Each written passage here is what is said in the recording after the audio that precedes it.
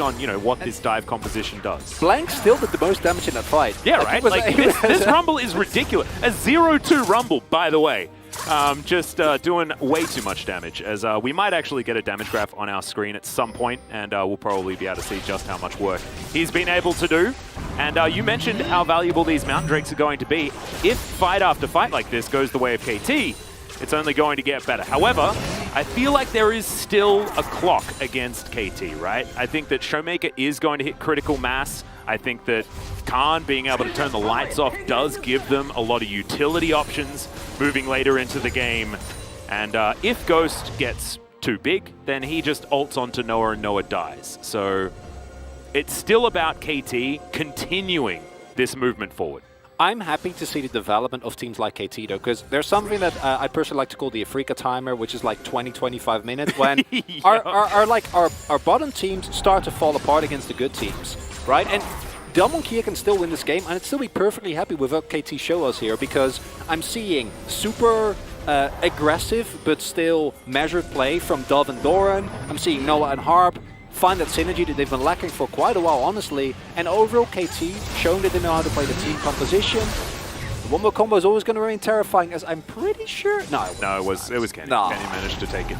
I was also thinking good. the piercing arrow might be able to do close to the 900 damage that Smite was going to be able to put down, but not quite there just yet. Prowler's Core online. We've got the Serrated Dirk #2 in there, as the Manamune also completed here for Noah. See what he builds as item #3, but the Varus getting quite powerful, especially in comparison to Ghost. A full item ahead is the Varus, and as you can see, still up quite a decent amount of CS, and 3-3 and 2 is no slouch. So the Varus is going to be able to keep control, and as you mentioned, Chains of Corruption also very, very powerful in these team fights post-dive. Yeah, because I actually talked about how they don't really have CC to keep people on the equalizer. I guess a Chains of Eruption can be used in that way. It's just it's not as clean, you know, as a solar flare, but it's something. This is aggressive. Khan's got teleport, and this Baron is not going down all that quickly. Chains of Corruption used defensively here onto Beryl. Misses. The piercing arrow is in goes Canyon now. The kickback, and he goes gold. Paranoia into the backline as Ghost ulting in aggressively. Showmaker is going to join him. The Varus is dead, but Doran isn't. He flashes away as Dove is just popping off in this one. It's the Bash Bros in this Lee Sin and the Silas, and they destroy Damwon Kia. Only Noah dies, and it's a sacrifice you're happy to take as KT. This is going to give them this Baron. This is also going to give them a subsequent Mountain Drake. And we kept waiting for the dive from Damwon Kia, but that might have been the final possibility of this dive actually working out, because now the gold lead, it's so big here, Atlas. It's just ridiculous. I'm loving what we're seeing from Dove and Doran right now. Man, they are good. And actually, like we've seen Silas is picked multiple times, and we know that Silas, there's a lot of players that have been popping off on him in solo queue, but we haven't seen that success. And finally, Dove is showing it to us as Beryl oversteps, but you think that maybe the Wombo is going to be enough, and it just isn't. I think there was another beautiful kick there from Doran to buy time, and this is now the second time I've seen this. It feels like while Damwon Kia have a really good dive composition, they're not actually on the same page, because this is the second time that Canyon Rider finds multiple people, and then just kind of nothing happens. Like, Showmaker isn't immediately there, Khan is immediately there, and especially when it is from behind, you need to be equalizer. Supercharger gets Ghost out of the way as Harp's going to lick him, but he's going to survive for the moment. Doran searching for that Sonic Wave, but not able to find it. But now Ghost out of this one. Baroned up minions now piling down the mid lane, and they might be able to just break this because Damwon Kia completely out of position. 13-7 in the kill score. We are moving towards that coveted 10,000 gold lead. Currently sitting at 8k as here's the Paranoia. Damwon Kia wanting to try and find this one as Canyon finds a 4-man Moonfall as Ghost gets into the backline. Noah goes golden though, and now KT with the response. Ghost is going to be taken down first. Beryl second to fall as Dove is just massive, taking on all of the carries by himself. And KT, I think they're just going to finish it right here. It's a clean ace! Case, I don't know what they've been having for breakfast recently, but this change in diet, I want to know what it is because I'm going to need some. This is ridiculous. KT Rolster, it wasn't just the logo that changed, it's also the winning. And my god, everyone in the game, honestly, everyone, Dove and Doran, beautiful performances on these two. Honestly, super, like, you can have such a wide range of performances on both the Lee and the Silas. You can feel like you're doing nothing or you can carry here. They were very clearly carrying. Harp with a, and I hate to say this, a great game on the Tom Kench. A beautiful debut game where he dies once, keeps his carry alive. And Noah, sure, he keeps dying, but with this comp, it's completely understandable, and I am just so impressed with what we saw here out of KT. Yeah, just outstanding. First time we've seen A Silas truly demonstrate his value here in the LCK as well. It came at the very last day of our first week, but we've heard, like, we know what Silas is capable of, but it's just so cool watching KT so expertly snowball this game. Because we had that moment, right? We had that KT moment where it hit around, 15 to 18 minutes, and we're like, okay, this is where the steam runs out. This is where Damwon are able to set up for their skirmishes and find it. And we saw that bottom river fight around the dragon, and I was just expecting the Damwon Kia show, right? Because we're so used to it. And KT were like, yeah, nah, mate, that ain't happening. That's not happening this time around. And you can see I know they're wearing masks, but I know that Hirai is smiling from ear to ear right now. You can see it in his eyes. Very, very proud of these players, and damn, KT roster doing it. I guess maybe like you take the roller coaster out of the logo and you take the roller coaster out of the play. I don't know. And I don't want to rain on game one. I don't want to rain on anyone's parade, but I remember feeling this way about KT after the first Nongshim game, and this is not Nongshim, this is Damwon Kia. I'm well aware of that. Yep. But at the same time, especially for a region as storied, or rather a team as storied as KT, we should all know to appreciate this game. And I want to see what they can do in the next one, right? Because if they're able to maintain this level of aggression, using their advantages, actually setting up objectives and playing the teamfight out this well against one of the strongest teamfight teams we have in the region, then that's beautiful. Yeah, really nicely done. Loved what the bottom lane did. I think that Ghost and Beryl left a little bit to be desired this game. They sort of got rolled over and could never really recover. But I think it was KT creating this composition that was actually going to be very, very difficult for a Kai'Sa to play into unless the rest of the map gets to a point where it's going to be okay. And that just didn't happen. Khan fell too far behind. Doran's huge. The Silas was just amazing from Dove. I'm not going to say the E word, but I'm very much looking forward to game number 2, and I hope you guys are as well. See you after the break.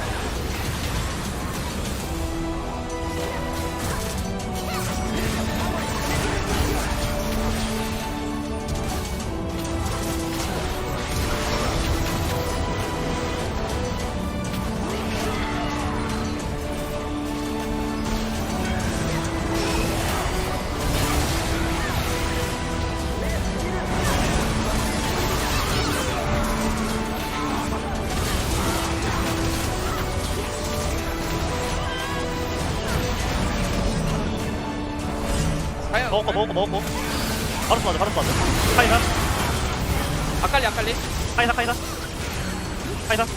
바로스 맞아 바로스 다이나 살았어 가자. 다이나 끝내 아, 나이스 나이스. 나이스 가자 흥분하지 말고. 오케이.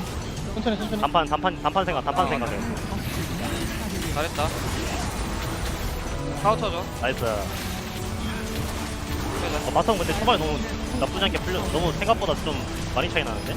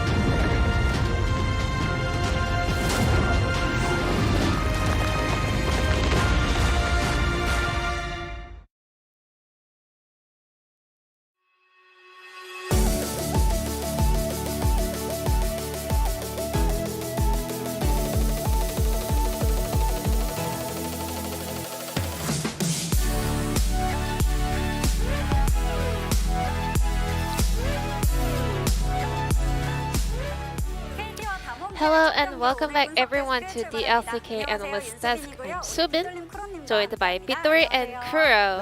Hello! 네, 안녕하세요. 반갑습니다. And this is Season with the translation. KT KT Roaster is aiming to get their first win of the summer split, and they had an astonishing performance in Game 1 and took a victory over Damwon Kia. Damwon Kia had a very fierce dive comp. Looking at the draft in a vacuum, KT Roaster has to let the opponent to dive in and absorb the pressure and turn the fight around, and Damwon Kia had a very aggressive dive comp. Akali is one of the champions that is getting a lot of highlights here, but I think Varus and Tompkins was actually super significant and vital. Kai'Sa and well, Leona or not the bottom duos that can win lane by their own. Diana and Akali are the champions that needs time in order to scale. So KT Roaster was able to actually play around their bottom priority, and they were in control of the vision around the right-hand side of the map. In the previous match, where Damwon Kia claimed a victory, I actually thought that I'm still doubting about their form, the current form, the way they kind of played out the game. I kind of realized that they cannot get away with it like this, and there were some points where Kenyan always repeating very identical jungle pathing in the early on. However, KT Roaster was aware of that Kenyan's early game pathing, and they were able to actually attack on that. And Damwon Kia kept losing the trade after on. Tamkench always had priority roam to other lanes, and there were some points where Damwon Kia actually got caught in the middle on their way down to the mid lane making rotations. Damwon Kia always focused on getting the jungle priority and helping Kenyan out, but I think it is time for them to kind of find different winning recipes in order to cope with the current situations. Akali was able to get some early kills, however, KT Roaster was able to turn the game around with this teamfight victory. I think the way KT reacted to this teamfight was really on point. Lee Sin got a little bit overextended, so Damwon Kia looked to open fight, but KT disengaged really well. First ulted the rest of the Damwon Kia players really well, and that actually bought so much time for KT Roaster, and Kaisa got popped like a balloon by Rumble and Lee Sin, and she was not able to survive even with her ultimate and flash up. And because of that Lee Sin kick, actually these days Kaisas are not able to find the perfect angle to ult in and do damage. I think Lee Sin and Silas were the critical players on the side of KT Roaster, countering the dive attempt of Damwon Kia. There are so many abilities from Lee Sin that can actually neutralize the skill sets and also the power of Damwon Kia's comp. Now let's take a look at the second highlight. This one is not long after the one that we just went through earlier. KT was able to ace out the Damwon Kia players. The way that actually KT allocated their teammates were really smart. The melee champions were on Baron, and Varus and Tamkench were the ones zoning away the Damwon Kia players. And then KT players repositioned themselves right as Damwon Kia initiated teamfight. They focused on one point together, especially Doran's Lee Sin and Dov's Silas were getting things done. If you take a look at team fights, I think KT Roaster kind of realized in the middle of the game that they can actually win team fights with a certain position. KT Roaster was able to take down Damwon Kia, a team that they actually claim to be the favorites of the split. And the player of the game will go over to Dov on Silas. His first POG of the split. 706 KDA. Silas is definitely a champion that is having a huge power in the current patch, but Akali as well is also a menace in the current meta as well. So there were a lot of changes in terms of this two champions matchup, but still in this game, Dov was able to pop off and outplay Akali. Because of the Rift Maker item of Akali, it is actually really difficult for Silas to play around the power of item of healing. However, Akali this time around was not able to work as the perfect counter for Silas. I think Galio could have been a better choice into Akali, but if you can play Silas like this, I think Silas can be still a counter pick or a champion that you can pick into Akali. Dove picked up half of the votes of total in 12. He was able to win 6 of them. And Doran was able to actually win a lot as well because, as we already mentioned many times, Doran and Dove, they were the 2 vital players in game number 1. KT is 1 game away defeating the spring champion Damwon Kia with a rookie support player Harp. So don't go anywhere as I'm passing back to our casters for game number 2.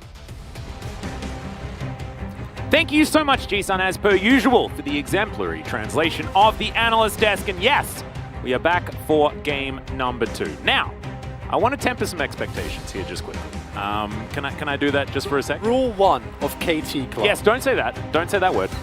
That's not allowed. But also, if we have a look at their week so far, game 1 been pretty good. If you also have a look at their year so far, game 1 against Damwon Kia, also pretty good.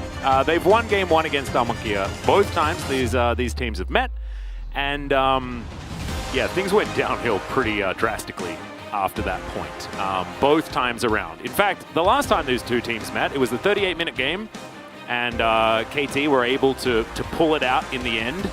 And then it was followed up by a 26-minute stomp where they got no towers and no dragons, and that happened again afterwards, and it was just 20 minutes in game number 3. So, with all that in mind, let's see whether KT can manage to close this one out in 2-0 fashion, because that would be something that we really need to like sit up and pay attention to.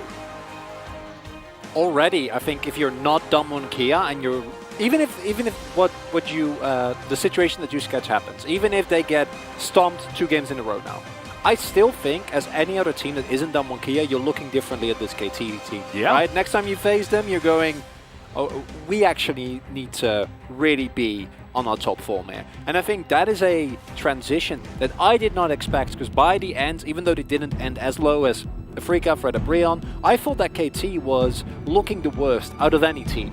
And this team looks revitalized.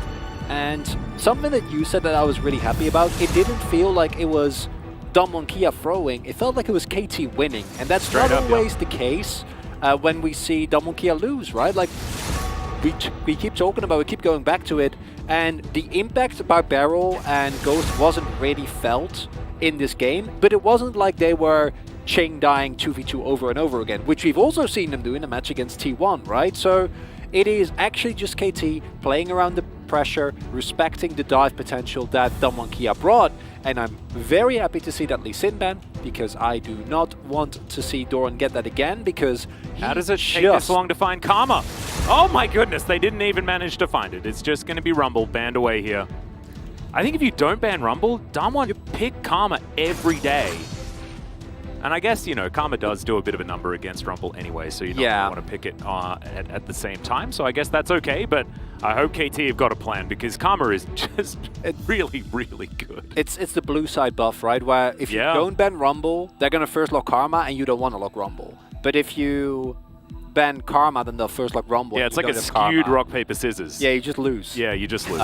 But here it is. Noah gets his wish. He wanted to play the Senna into Ghost, and I think the KT also have to lock Tarm, because otherwise it's Varus Tarm Kench, which is the response.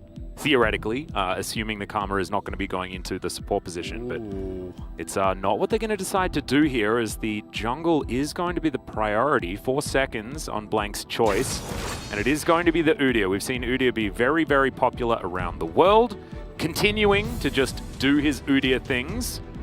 But it's not the same power level as that's Viego. Okay. All right, okay. I'm paying attention here, Damwon. I've been waiting for that one for a while now, and I'm really happy to see the Viego. I think that especially with any enablers like the Karma, it can pop off so incredibly hard in the early skirmishes. KT showed that they are very happy to play this early skirmishing style.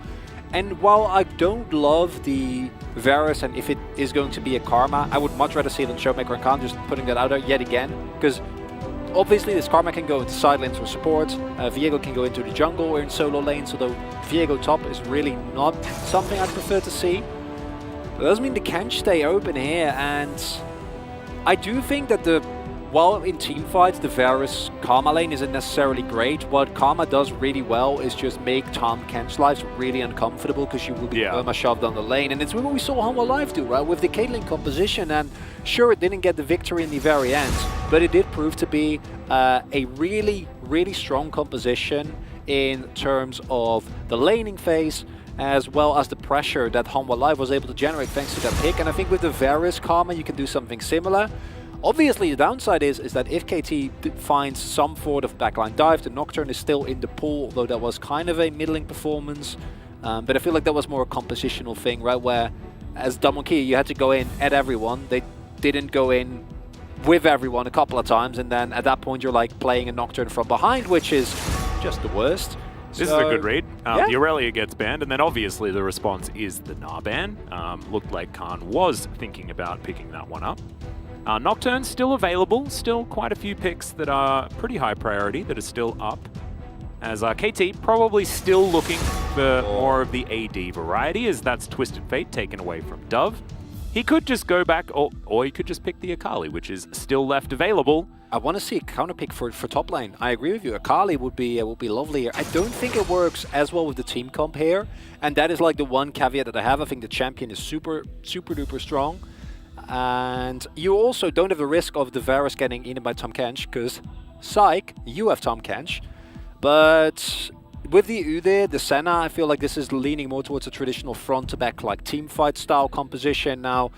But then, depending on the counter pick here, because this would be a blind GP here, unless they really want to start flexing in weird positions, and because we still don't know where half the people on Damonkia are going. Yeah, that's true. I mean, right now everything's a flex technically. Yeah. As this is the Rakan that I was calling for last game, and that is going to be locked away. So it means that Karma is heading into a solo lane and likely the mid lane here for Showmaker, and that also is going to provide us with a jungle Viego, which is something that we don't usually see. Top and mid has been happening across the world. We know that Viego can, of course, jungle. Of course, the Kraken Slayer build does allow that one to work. We'll have to see what Canyon's actually going to put together as far as itemization, as Doran is going to lock away the Jace. This was a successful pick for him against Nongshim. We'll just have to see how it goes. After last game, KT basically saying win lane, win game, or Senna, please carry us in the late game is honestly, it's fine to me. Right? I think that you saw last game that you can actually pull that off. My issue is that I think Damonkia is going to play with a lot more respect than they did in game number one. I don't think they're going to take the skirmishes with the same bravado that they had in game number one, and that is going to make it a lot harder when you don't find a lead with the Akali, with the Jace. You're basically just waiting for your Senna to become relevant. Also love that you talked about the build that Viego goes here, because there is actually so much flexibility. Yeah. You can go for everyone's favorite item at the moment, the good old Divine Sunderer, but there is also the option of going with Shieldbow builds. You already mentioned the Kraken Slayer. And the interesting thing about Viego jungle is that one of his key strengths, of course, is the insane sustain that he has in lane. And that allows him to continuously trade and always win out in the end. That strength we're not really going to see here. It's more the skirmishing and the reset potential in fights that, especially with a Karma, I expect to take place on bot side. I don't think Karma's going to get a lot of attention this game. Yeah, I actually feel like Showmaker needs to be playing... It's the classic Showmaker situation, right? Where he is joining Canyon for every possible opportunity. And I like the fact that they lose a skirmish and then build a comp that actually skirmishes extraordinarily well if Showmaker is able to get there and augment the rest of his team. So looking forward to seeing what they can do. It has to be a bit of a change-up with how KT progresses in this early game, but I do like their composition, and I think that this one's definitely going to be competitive. How they play around a different tempo and different momentum in this game is going to be so interesting. As Blank here with Definitely Not Udyr, my favorite skin of all time. Just wandering around as a cute little teddy bear. As Khan's going to make his way in, and Damonkia are putting themselves in a pretty forward position in this early stage, trying to get all the vision down that they need, and containing KT to the best of their ability. In a way, this is a continuation of the comps that Damonkia should roster around Syndra. The reason why we always saw Showmaker on Syndra, because one, he always got prio, no matter the matchup, every single time. Yep. And it allowed him to set up for Kayn. And this Karma, we already saw in the games against T1 how well he was able to help the rest of his team and really anyone that needed his help. And in this specific matchup, I think the Akali is going to be able to CS when Fleet as well, just for the additional sustain. But she's basically never ever going to be able to have prio because the pushing power of a Karma is just disgustingly strong. And as I say that, I love this. Oh, look at that. Look at the minimap. Very, very cheeky. They're switching it all up, and the Gangplank heading towards the mid lane. Wow. I'm going to try and put down Doran on the top side of the map. I wish this happened more often, because I feel like we're moving away from mid and top laners. This is something that LS and I spoke about a lot, especially last year, is that the idea of a mid laner and a top laner is starting to become homogenized. I might need to hold the thought for a moment. Exhaust down onto Ghost here on the bottom side. Not going to get devoured or anything like that, but still putting on the pressure here is the KT bottom lane. We've seen this almost too much, that Senna Tamkench just wins early. The Senna level 1 is so insanely strong due to the combination of how much power Q provides early on, in addition to Glacial Augment, meaning that she is the one who decides if or not if she trades or not, right? So, in Tamkench in general is just, even though he's you know, not the most impressive character to watch, has so much early game power in terms of just raw stats and being able to just out-trade you in a vacuum. Yep. And again, really happy to see KT's bot lane just from minute 1 get that pressure going. And I was expecting Khan to just be left alone. As a little bit of trading, but they're doing fine. And Khan to be left alone and kind of be let to kind of bleed out against Doran is Jace. But the problem is that Jace into Karma, like, Jace is just gonna kind of clear waves, and that's it, right? It's not really a champion that you can bully the way that you will with a Gangplank, whereas Gangplank can actually take control of the lane against Akali in the early levels due to the advantage that he has with his Q and his passive, and then Dove kind of is on the back foot. So it's a beautiful move here by Kia. Well, now KT are looking for a bit of a dive here on the bottom side of the map. A lot of damage onto Ghost. He will be going down as First Blood goes over to Noah, and Harp tanking up the turret so beautifully to allow that one to happen. KT just walk away with First Blood and lose nothing. Well, I'm singing the praises of Kia. It is actually KT that yet again finds this on this bot side, and this is going to be something that in the long run Kia is going to have to fix, because you can't trade that aggressively early on, get out-traded to an extent where you have no control over the wave whatsoever, and lose as hard as you do here. It's and as you said, beautifully tanked here, because I was actually expecting someone to possibly go down. The Ignite gets waited out, Harp tanks as much as he really needs to, and no flash even available. Even I think if you flash, it doesn't really change the equation there, so glad that Ghost holds on to that, but it's also an entire wave shoved into the turret again that he's missing out on experience. And the bottom lane used 0 summoners. Nothing. Like, Noah has flash, Harp has flash, so now they can continue this level of pressure throughout the rest of this early game. So it's from bad to worse here for the Damwon Kia bot side. You mentioned, though, I think that it's absolutely genius what Damwon did, because they were going to have a winning lane, right? The mid lane was still going to have pressure, but the beauty of Karma is that she is just a natural equalizer. Not the Rumble style, but she equalizes almost any lane. And so you put her against Jace, who is often a bully, and it feels really, really good. So if you head away from the bottom side, Damwon Kia feeling very, very good about the situation. It works on even one more level as, oh, Ghost. Yeah, he's in a bit of trouble here, going to get stunned up. The Devour is going to keep Noah safe as Beryl's just going to battle dance his way out, but KT continuing to just flex on this bottom side. And look at the wave positioning. It's a disaster for Damwon. You need to try and break this, but you can't. Because if you walk up into melee range, you're going to get out-traded for sure. And they can just keep it here. Blank is also pathing towards the bot side, and this is really the story of recent Damwon Kia for me. Their mid, top, jungle, all beautiful, right? Because Khan also knows how to play against Akali, but Dove isn't necessarily very well versed in the matchup. But then if your bot lane is getting punished like this, like, how much can you really do as Damwon Kia? Well, there's the grand entrance. Devour going to come through and deny it as Harp eating through, I believe, a biscuit there to get a bit of health back. Not entirely sure, unless it was just a level up. But He was pretty low on the old mana as Canyon's making his way in. I believe that control ward may have glimpsed the Viego making his way through as Blank going to start off this Mountain Drake as the first one. And Noah continuing to play aggressive. Harp had just enough mana to try and get that Devour out, and that's going to deny the CC. Still a bit of a rough time here for Damwon, and this is a massive wave again piling up. Bottom side of the map, Blank eventually will get through this Mountain Drake. There's so much health on that boy, but he's going to be able to do it. And I love that KT is also diverting their resources towards that bot lane, right? Blank is hovering there, went for the top to bot side clear just so he could be there. No summon is used early on, so Noah and Harp actually also, even if they do get ganked, even if that situation does arise, they have so much survivability still left, so many ways to kind of keep yourself alive. And then, yeah, you're bleeding a little bit in the mid lane. Khan is having a good matchup there. And Damwon Kia are still fine, right? But again, we keep going on about this because it has now become such a characteristic weakness of Damwon Kia and one that they need to alleviate because we see that it actually makes the games so much harder for them than they should be. Yeah. And look, if you're looking at this from a Damwon perspective like you were, yes, you'd say that things are fine, but it's exactly the same on KT's side, and yet they don't have a bottom lane that's bleeding to death. Exactly. So this is still absolutely fine, right? If you've got an Akali down 7 CS to a Gangplank, you're laughing all the way to the bank. So still, more moves need to be made here from Damwon, and I think a lot of people are going to be looking into that jungle to see what Canyon can do on this Viego jungle.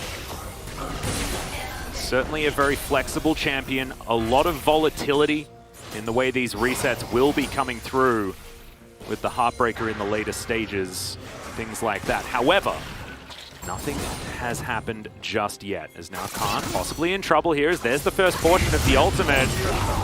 Ult goes down from Khan as well, but it's a party here. Goodbye, Mr. Pirate. That is too many people for you to deal with, and KT will grab a second kill. And this is the direct payment that you get as KT, right? This is your payout for the continuous And the Herald pressure you immediately afterwards, just glorious. I don't know, man. I'm not going to use any E-words. However, I'm very impressed. That's an I word. That's allowed. Very impressed by what KT has showed us so far today.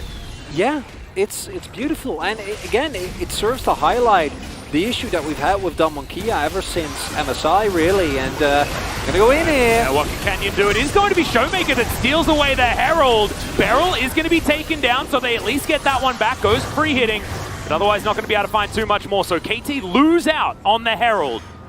And Beryl, I believe, was able to pick up the eye. Yeah, that's why it looked like he sort of threw his life away, but he was just trying to make sure that they could grab that. And that is actually huge, because he can take that bottom side and help get Ghost back into this game. I was about to say like that. We joke about Beryl. That was not a Beryl mistake. That was a really good play. They chose who should be the sacrifice, and in this case, it should be your Rakan, right? Because there is a 1 in a million situation where he actually makes it out due to the ability the champion has. But you're like, no, just go in, Beryl. Just take that. Oh, I like this. Yeah, looks like they're actually looking to try and put Doran behind and take away a lane for him to farm in. Interesting. No, actually deciding not to. Just going to zone him off. To be perfectly honest, I'd prefer the Rift Herald to head down towards the bottom side, but here's an Abyssal Voyage, and I think that this might just be a Dead Ghost, as Dead Ghost. Interesting theory there, as he's going to flash away. We'll see whether this dive is going to work out, as Harp has to move out of this turret and just very comfortably tanks up all the turret shots. This guy, master diver. Absolute master diver. This is his first game. Yeah. This is second. Second game, but first series. Thank you. Yes. My excitement is still warranted though, because well, Damwon Kia says, yeah, we're gonna get some plates just by the virtue of yet another kill on Ghost. Look at that wave in the bot side that's crashing there. If there is a cannon minion, it will be somewhat surmountable. I'm fairly certain that a wave that big won't immediately get thinned out, but it's just not a good look here for Damwon Kia as a whole. Ghost trying to get the bounce there, pays for it immediately with his life, and it's like the last game, right? There is still a world. Damwon Kia has amazing scaling. Their 5v5 is actually super good. Canyon can always pop off, and I do really like Canyon on a jungler that can like hard carry team fights, as it would. I mean, like Karma exists in this game. That's always a problem. All of those things can exist, besides the fact that KT is playing incredibly well, I think Noah and Harp deserve a lot of credit, and they're playing. I actually don't mind. I don't mind how this game actually ends. Doesn't matter. Because I'm already happy 짧아 생각해, 이거. with 짧아 what 생각해. KT has 공수, done. As 공수. we're going to have a look at Noah 공수. just taking down the Varus. I actually think this play was all about how well 잡았어. 바로 this 노스페. Tom Kench navigated the turret. However, 바로 라인. just beautiful duo play. And what did Noah say coming into this match? He said, I want to play Senna better than you. I want to school Ghost on Senna, and that's not something that people generally do, but as of right now, he has Divine Sunderer finished. That item is so incredibly strong on Senna. And he's 3-0-1. He's their late game win condition, and he's the one with like 75% of their kills. As Khan is going to get smote, and in goes Dove. Cannon Barrage is going to be there, but it is just a dead pirate yet again. Jack Sparrow really not living up to his mantra here today. And interestingly enough, by rotating Khan to the mid lane, he has now also seemingly become part of the problem that Damwon Kia is facing. And this is, of course, the reason why you often see Gangplank in that top side, is because it's harder to get collapses in like this. Gangplank, by design, is just a champion that's really easy to dive, it's really easy to blow up. Khan is not even that far up in the lane, right? Like, sure, you can argue that he should ward that, he should be aware that they're going to play for Drake, and all that's fine and dandy. I think the previous gank was a lot worse, but this one, what you gonna do, right? You need to rotate Showmaker onto the rest of the map. You need to start doing stuff, you need to start making plays, because this bot lane gap that we see from KT is now starting to get spread around the map, and that's when it becomes really worrisome, because as you pointed out, it's not like KT can't win the late game at all, right? The Akali skills really well. The Senna is self-explanatory. You have the front line with the Udyr and the Kanj, like all those. I think Kench really does help give them some later game win conditions, as Blank just comes over and just going to press that chili smite button. I like that he waits a moment as well, just to give the rest of KT the ability to get through here. I don't know, man. I feel like this is KT finding a level of coordination that we haven't seen from them all year. And I don't, is it Harp? Does Harp come in and then just tack everyone together? I don't understand.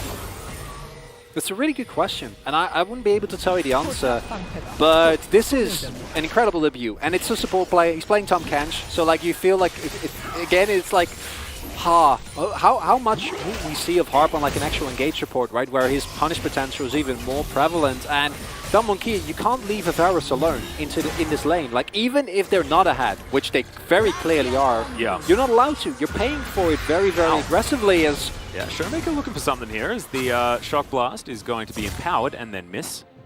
And it looks like Doran is going to head home. His teleport is up in a couple of seconds' time, so we'll be able to get back there quick smart if he would like to. But Beryl, we'll see whether he's going to be so lucky. Grand exit gets him out of there.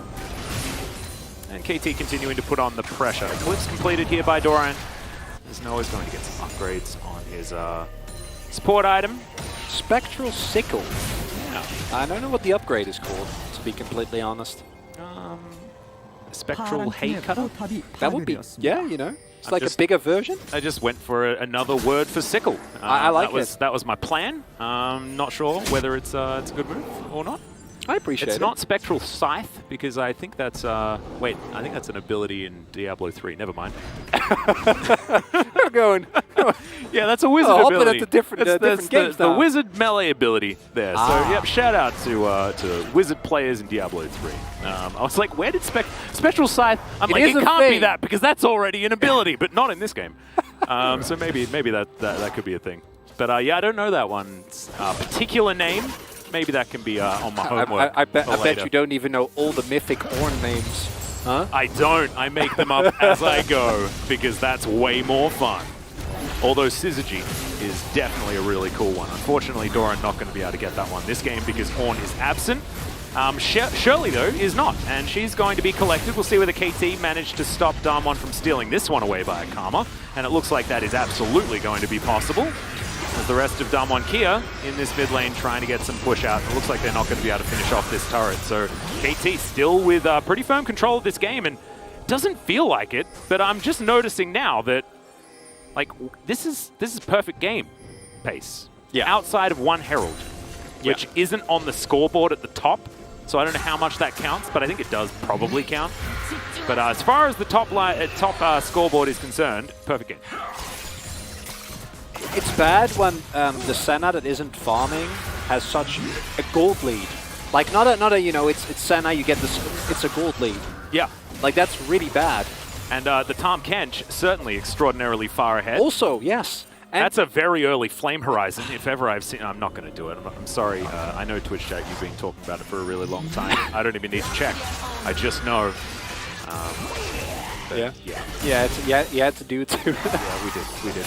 Ghost looking to see whether he can clear out this wave, but it's just not enough. And the problem with Senna snowballing in a way like this is that when Senna gets ahead in the lane, it also means that she can go for souls way more aggressively than she otherwise could be, right? Like, when you're behind on Senna, you're basically just trying to stay alive, sustain, and trade a little bit. But now, because you're so ahead, you can take every single trade that you can find, meaning you get way more souls, you accelerate yourself, and this snowball of range and damage just becomes more and more oppressive.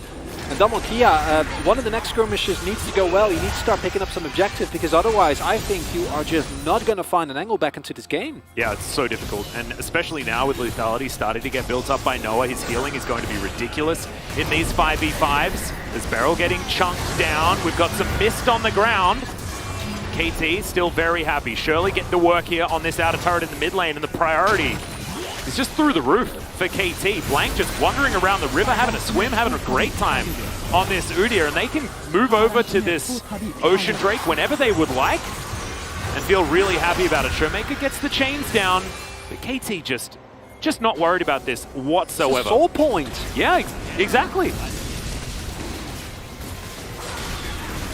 Well, teleport to come through from Dove. There's the cannon barrage as Blank is going to be able to secure the Drake. There's the Dawning Shadow as in goes Dove, looking for Ghost. He has to flash away, but the Shuriken backflip was already there. A double kill with the perfect execution from Dove, and this guy's having one heck of a day today. Incredible from KT. They are still on track for a perfect game. No, they're not. They lost the turret. Ah, man. Yep, see? It was that they E-word. got That me, they E-word got was me. creeping Yeah, in. that was it my was bad. creeping That's in. on Just me. hold yourself back. Hold That's yourself on me. back. Not allowed and, to do that. Analyze this replay for us. Well, they try to go in, and then they funnel into a Senna ultimate. I didn't even see when Dove used his Shuriken backflip, but it's just like the mark was there. It's literally, this is just the payoff. It's not even that like... Your eyes like, got so much relief. That's all relief in that man's face. No joy. It's just like, okay. Yeah, so thank you for that, observers. I don't know what happened, but Doran, I guess here got ganked in the bot side here, but no kills actually being picked up. Yep. And this is just a reward that you get as KT for getting your bot lane lead transitioned across the rest of the map, right? Because of that, you have all these item spikes that have been hit. You're pretty far ahead. Just the first spikes coming through for Damonkia now, whereas on KT, you're sitting on like a couple of more components, meaning that in a situation like that, unless Beryl finds an amazing engage, as you saw there, they're kind of funneling through that choke point into a Senna composition. And Dove and Doran that are just freely throwing out skill shots, right? And you don't even get on top of the Senna, and a bigger problem, as you already pointed out, is that the Tahm Kench gives so much longevity to this comp, because actually assassinating Senna is going to take a way longer amount of time, because you need to wait at the Devour, and Devour is pretty long. And there are threats everywhere on KT. Like, we're talking about, you know, Noah's Senna and things like that, but it was Dove that just killed everyone in the last fight, right? And Doran's raining down Shock Blast. There are so many targets that you need to be aware of. And Damonkia just, they can't spread themselves that thin. It has to be about getting all of the Inspire shields out, making sure that they can get some picks here as the Cannon Barrage comes down, but the Abyssal Voyage is there to counter. Showmaker not going to find the Mantra Q. There's KT just going to back away. Yes, they walk through the Cannon Barrage, but that's not the fight that they wanted. Dove wasn't there, didn't have teleport available. KT just back away. Health bars completely fine. It's 2 minutes until KT really have to worry about looking for a fight. And right now, just fighting over vision around this Baron. They have Rift Scuttle vision. Damwon with a lot of wards in the area. KT feels like just with the power of their wallets at the moment, feeling very, very good at this particular situation. As Khan possibly overstepped, wants to put down the barrel, but not going to be able to find anything. He's running away. The Dawning Shadow will be avoided, but Dove picks it up with a Proto Belt. bolt, which is pretty impressive. Canyon going to get booped back in, trying to dash forward, looking for Doran, but the Devour is so beautifully timed. He does die in the end. However, it looked damn cool from Harp. Ghost, in the meantime, is trying to ignore the rest of the video game because it's not going so well, and KT will try and take down. No, actually, they will just back away and look to defend the Varus' push. I really respect that, because I think if you dive there and it goes sideways, you're in for a really rough time. And there, yet again, Harp. He's having a great game on Kench, because if those resets come through, it's probably still going to be fine. But the risk is there, and I don't know why Khan. I guess he's trying to bait it, because they know someone is there, based on how Doran is playing, right? And I assume the idea is that you need to move at least a little bit close, but you need to do that so carefully, because now Kenyon is just desperately trying to get it done. Wants to go for the ultimate there, but is unable to, thanks to a beautiful Devour from Harp, because, you know, even with that, you probably just get the kill and then still get killed. Like, I don't think picking up the Jace there is suddenly gonna turn the whole game around from you with the Heartbreaker, but it's not enough, and it's starting to feel like that is just the entire game for Damwon Kia. Like, everything they're doing is not enough. This is basically what you'd expect from the current state of Damwon Kia in this series. Harp having a good game. I mean, I know it's all skewed because of the center composition situation, but in goes Dove now looking to try and execute. Khan, he's going to do that absolutely.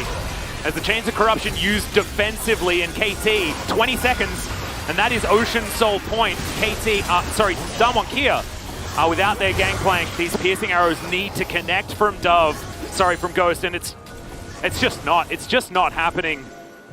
Canyon moves on over, just face-checking Doran here, and is just going to move on back. Abyssal Voyage just to get them back together as Dove may have overstepped. Goes Golden though at exactly the right moment as Beryl dashing out of there. Dove somehow survives, but of course he does. He's having the best day of his life as Canyon now in the back line wants to get something done, but it's just not happening, and KT will be gifted with an Ocean Soul.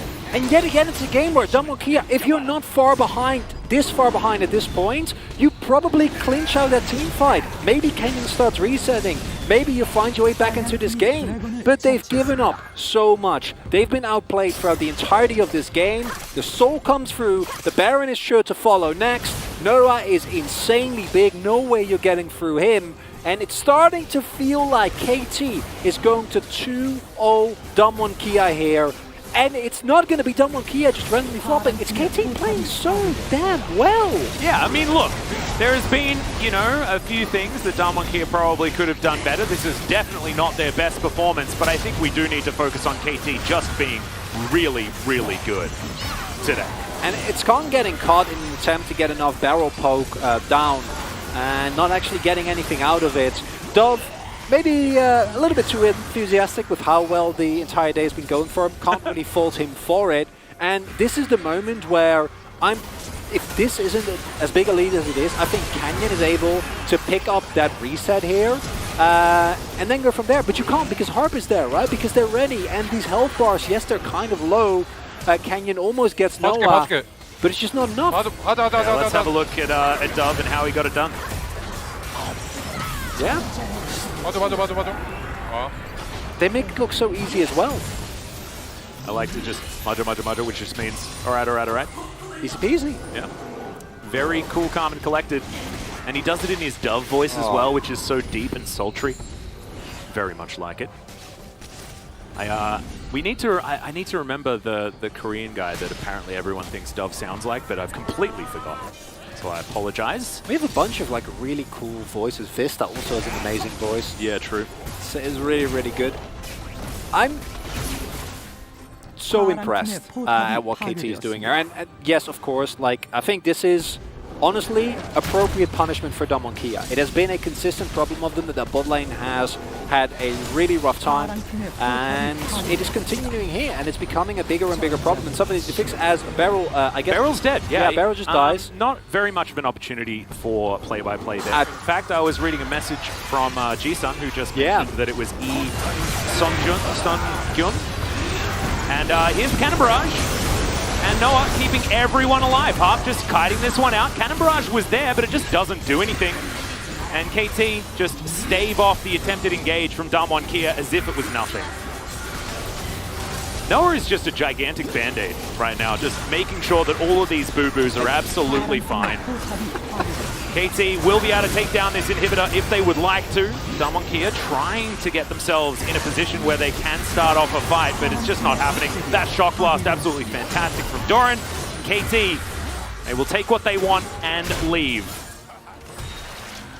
And now you're playing into a composition that has a Jace with Ocean Soul, so that's going to be not very fun. Then you have a incredibly fat Senna that's keeping it. Oh, also picks up the Watchstone. Oh, you love to see it. That makes me very happy because I think SKT, you play this one clean out. There's just no way. Let's see how Barrow gets deleted.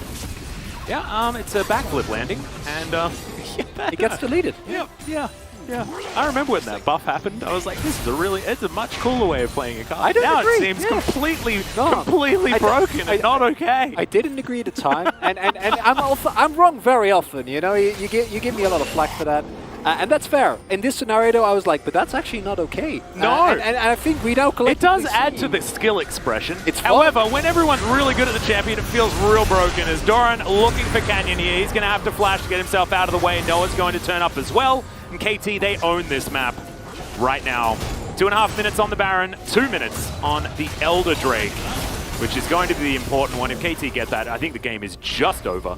The fact that the Elder comes up and then the Baron's up 20 seconds later as well is like absolutely perfect as far as spacing. This is for the, KT. This is the man, the confidence of a man who's cast a lot of LCK games. Like, I think the game might be over then. It's like it's a 10k gold, they have Ocean Soul, but we don't believe no. until This the Nexus has fallen. Yeah, well, Doran's also likely going to get picked off here. KT on the other side of the map, looking to try and break the base at least. But looks like we are going to be moving back, and yes, I mean, it's confidence, inevitability. I'm not sure which is the correct word. I don't know. But I think that this game is definitely going at least another minute and 14 seconds. Oh. As this was a good catch from Damwon Kia, buying them some space. Whether it's going to be enough is a much bigger question, but this is still good news, right? It's one of the classic use of the game plank, right? Where you see him often picked into like immobile early carries, like the Senna, of course the Kanch, and the fact that Khan has had a really rough game in this scenario mitigated by a large extent, but it does provide you with catching opportunities and hard engage, or at least a form of engage rather, that normally you might not have access to. In this case, they still have Rakan, but I don't think Barrow can engage. I think he dies to the second, not even the second, I think he dies to the first Shuriken activation. Yeah, maybe. Oh no. Or just, you know, up and Noah again. Well, here's the aggressive Abyssal Voyage. Hart just flashing on over. Ghost is super dead as the Dawning Shadow just makes sure of it. Beryl gets half health from a shock blast.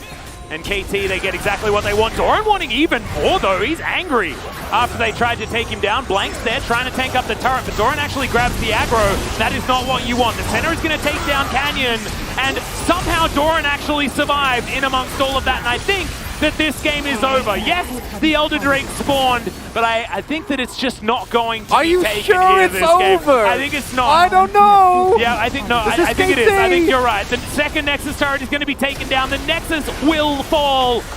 And KT, all year round, they've been able to take game one. This is the first game two, and they do it so beautifully. What an incredible game. Acorn coming out there leading the charge, saying, boys, this was just glorious.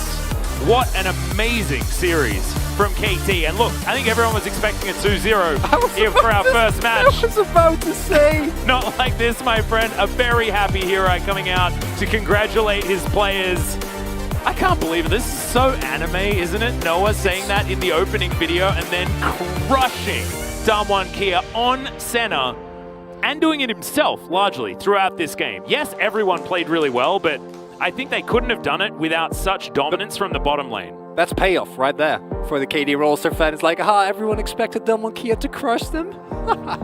Little did they know. And there are so many things coming together in this. It's a continuation of the struggles that we've seen for Damwon Kia and MSI. It's a gorgeous debut coming through here from Harp. Yeah. 2 Tom Kench games, you know, like, I want to see even more, but the way he and Noah play, incredible. Really, really nicely done. Congratulations to KT Rolster. Maybe this is a sign that we've got another contender for our top 4 teams. Remember, 4 seeds from the LCK will be heading to Worlds, and we want it to be competitive. That's why this moment right here is so incredibly important, because if it's just the Damwon Kia show throughout the year, that's not good for anyone. It's not good for Damwon Kia. They need to be challenged.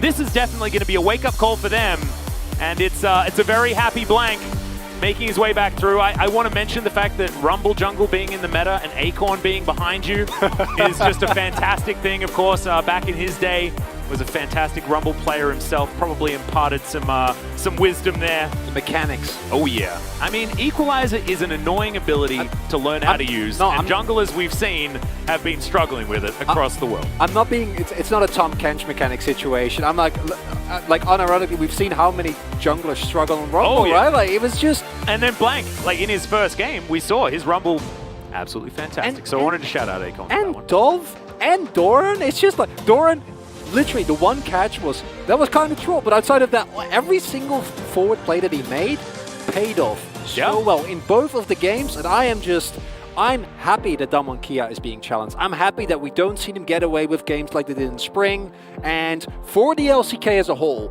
this is an amazing victory. Yeah, really, really impressive stuff from this team. We know that KT has so many fans across the world, right? And this is a team that was really, really struggling. Over the last couple of years, it has not been the same KT roster, right? We remember back in 2018, that was the super team. That was the team that everyone was waiting for, but just hasn't been the case over the last little while, and we're getting a glimpse as to what could be another beautiful KT.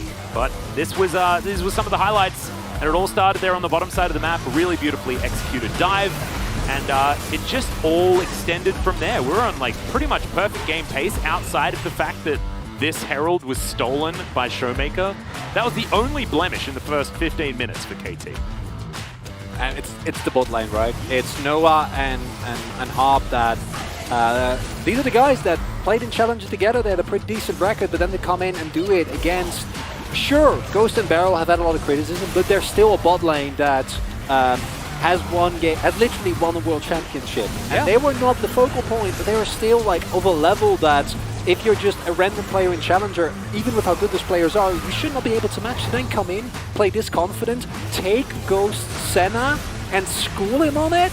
It's beautiful. That's some swagger right there. That is some swagger right there.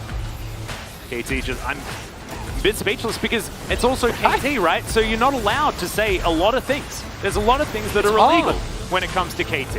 We want to see more of this. I want to see at least 5 matches in a row that are this good, and then I'll start talking about KT being a fantastic team. This was, though, a fantastic performance. Just beautiful stuff.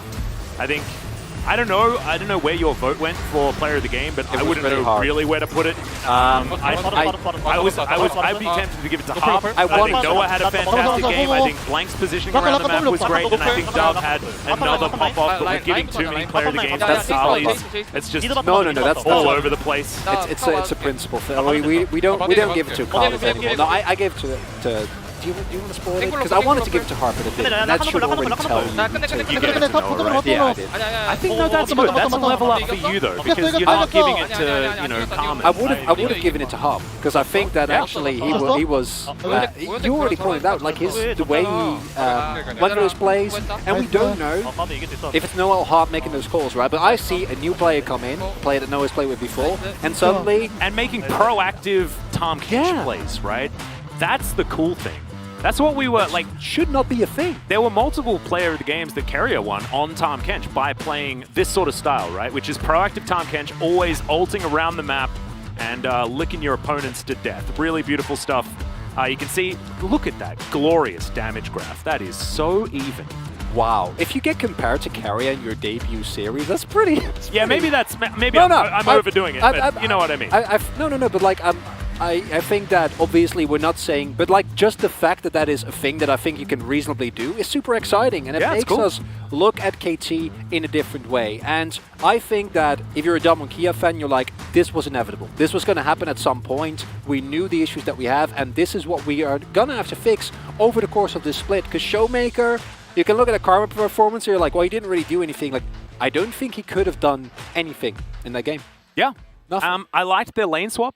That was a cool idea. cool. There was a few things that that certainly Damwon did okay, but the bottom lane's becoming more and more of a liability. We saw it already in their first series against T1. They mitigated it by playing better elsewhere and trying to hide the bottom side. But I think certainly some work needs to be done in the Damwon Kia camp to try and make sure that they don't fall into this trap yet again. Certainly a little bit dangerous. And as the LCK casters, this is what we want to see. We want to see our team, when they underperform, get punished, right? Like, I think that, again, spring, summer forms Damwon, we haven't seen them since. We've seen glimpses of them. Even in the finals against MSI, I think back to game 4, but the consistency, not there. And KT, beautiful series. Absolutely amazing stuff. So I believe we have the interview ready. So let's throw it over to Jisun for some translation. Or is it player of the game that's ready? I think we just need to chill just for a moment, making sure that we get everything Build sorted. excitement. And now it is time for the player of the game. It's going to be Dove back-to-back, and that means that we do get the interview. I thought I'd somehow skipped over player of the game because I was too embroiled by this KT victory that honestly shouldn't have happened, but did, and it's beautiful that it did. And Dove is going to get back-to-back player of the games with an 8-0-3 Akali performance. It's, Akali seems to be a player of the game magnet. But I'm not you have aboard with to this say one. It's pretty good. I do. He did play well. Oh, no, I do not. Dove had a way better series than I expected from him today. And I do think that, like, he played exceptional. And, yeah, I mean, if you see moments like this, you're like, okay, I get it. I get the call. Yeah, I mean, this one? I mean, this was he managed to get the Zhonya's in exactly the right position. Almost assassinated Ghost. Ghost did no damage in this exchange. And I think for this series, I'm very happy with Dove as an MVP. So I'm completely Also, okay we with get this. a solo POG interview with the guy with the best voice on the team. So. Oh, and I haven't. I'm kind of newer, right? I haven't even really considered that. So. Oh, look at this! 3 Kench votes. That's beautiful. Very good. That is beautiful. That makes me happy. 1 media vote to legitimize your Noah call out. I actually thought that Noah was going to pick it up, but I think maybe we've got some anti-Akali bias, given the fact that she's so ridiculously strong. As we are going to go to that interview with Dove, so here's Jason for some translation. Thank you very much, guys. This is Jason with Universe Translation, and KT